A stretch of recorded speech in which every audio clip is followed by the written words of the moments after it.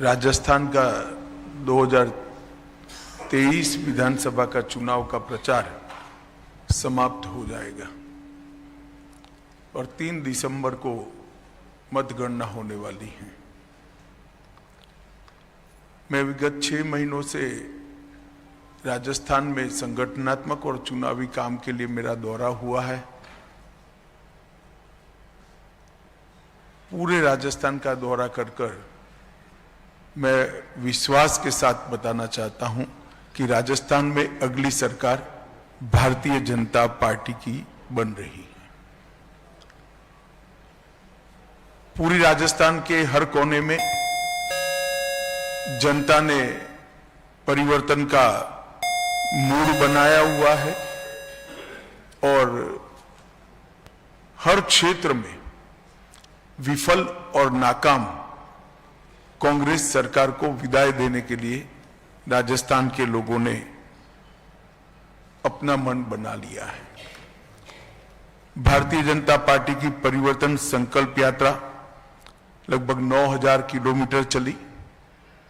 हर गांव दानी में हमने लोगों का संपर्क करने का प्रयास किया।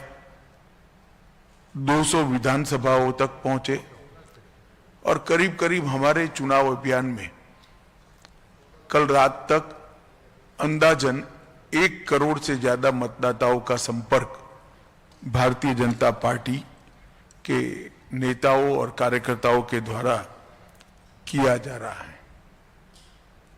राजस्थान ने हमेशा मोदी जी के साथ खड़ा रहकर भारतीय जनता पार्टी का समर्थन किया है। 2014 और 19 दोनों चुनाव में सभी की सभी सीटें भारतीय जनता पार्टी के खाते में देकर मोदी जी के प्रति अपना विश्वास हमेशा राजस्थान की जनता ने प्रकट किया है। परिवारवाद, भ्रष्टाचार और तुष्टीकरण की राजनीति जो कांग्रेस ने इस 5 साल में राजस्थान में इसका परिचय दिया, इससे राजस्थान की जनता बहुत त्रस्त है और उसके सामने भारतीय जनता पार्टी की नरेंद्र मोदी सरकार ने राजस्थान में करोड़ों लाभार्थियों को केंद्र की योजना का सीधा लाभ पारदर्शी तरीके से पहुंचाया है और केंद्र की दर्जनों योजनाएं गांव और गरीब दोनों के फायदे के लिए राजस्थान में सीधा परिणाम देती हुई नजर आती है। मैंने कई बार आम सभाओं में कांग्रेस से सवाल किया मगर मुझे जवाब नहीं मिला कि जब केंद्र में आपकी सरकार थी 10 साल तक 2004 से 14, तब आपने राजस्थान के लिए क्या किया? उसका जवाब कांग्रेस पार्टी नहीं देती है।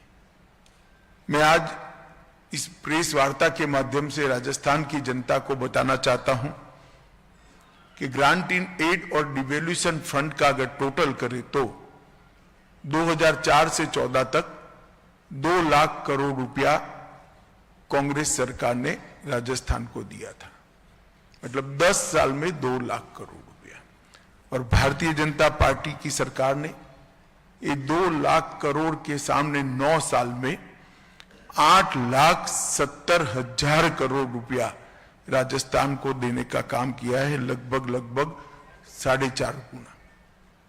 और इसके साथ साथ 7 लाख करोड़ के और काम जो केंद्रीय प्रोजेक्ट के रूप में, जैसे नेशनल हाईवेज हैं, रेलवे स्टेशनों का अपग्रेडेशन है, नई रेलवे लाइन बिछानी है, 6000 करोड़ के खर्चे से कोटा में नया ग्रीनफील्ड हवाई अड्डा बनाना है, बीकानेर, जैसलमेर और किशनगढ़ हवाई अड्डे शुरू करना हो, बीकानेर में 1000 मेगावाट का सौर पार्क, जैसलमेर में 800 मेगावाट का सौर park, Bhadla solar park phase 3 5000 megawatt और लगभग 5 करोड़ लोगों को किसान सम्मान निधि, नल से जल, आयुष्मान भारत योजना, शौचालय, मुफ्त अनाज, उज्ज्वला योजना और प्रधानमंत्री आवास योजना के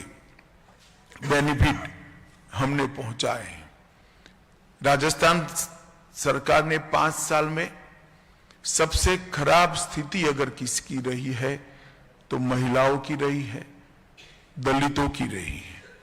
महिलाओं और दलितों पर अत्याचार के ढेर सारे मामले राजस्थान में अब देखने को मिलते हैं और गहलोत सरकार में तुष्टीकरण की राजनीति चरम सीमा पर। ये 5 साल में छबड़ा, भीलवाड़ा, करौली, जोधपुर, चित्तौड़गढ़, नौहर, मेवात, मालपुरा, जयपुर सुनियोजित दंगे हुए।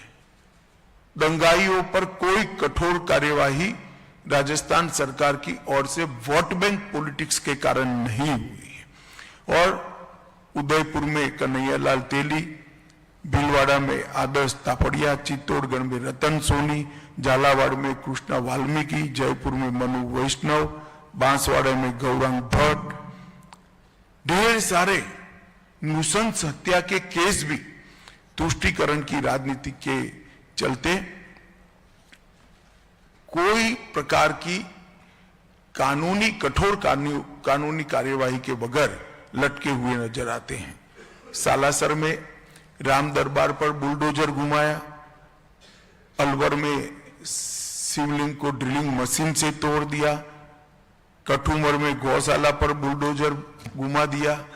ऐसे कई सारे तुष्टीकरण के विकृत मामले राजस्थान सरकार से देखने को मिले हैं। महिलाओं पर दुष्कर्म की बात करें तो 5 साल में 2 लाख से ज्यादा महिलाओं के खिलाफ अपराध के मुकदमे राजस्थान में दर्ज हुए हैं। 35,000 से ज्यादा दुष्कर्म की घटनाएं हुई। 15,000 से ज्यादा कम वय की बच्चियों पर दुष्कर्म की घटनाएं हुई और प्रतिदिन 19 बलात्कार के मामले राजस्थान में सामने आए हैं। देश भर के जो बलात्कार के मामले हैं उसमें से राजस्थान में 22% बलात्कार के मामले हैं और यहां तक कि अब दरोगा भी बलात्कार के मामलों में लिप्त पाए जाते हैं।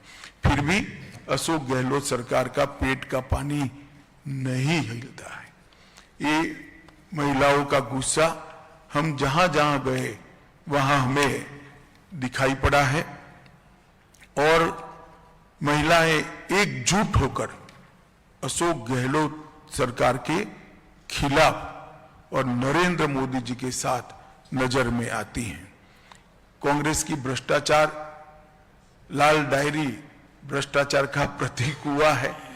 दीपावली की डायरियां जो निकलती है उसमें आज सबसे कम डिमांड अगर है तो लाल कलर की डायरी की डिमांड है, क्योंकि सबको डर है कि मैं शुभकामनाओं के लिए लाल डायरी दूंगा तो वो भ्रष्टाचार का प्रतीक न माना जाए। कई सारे गबन के मामले, यहां तक कि सचिवालय में 2 करोड़ 35 लाख और 1 किलो सोना।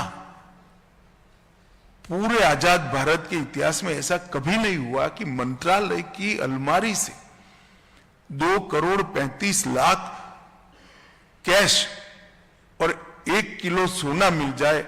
मगर गहलोत साहब का रिएक्शन मैंने देखा था उस दिन, कोई उनके चेहरे पर कोई सिनक नहीं बदली थी, आराम से वो जवाब दे रहे थे। मैंने भ्रष्टाचार के प्रति इतना ठंडा रुख किसी का नहीं देखा है।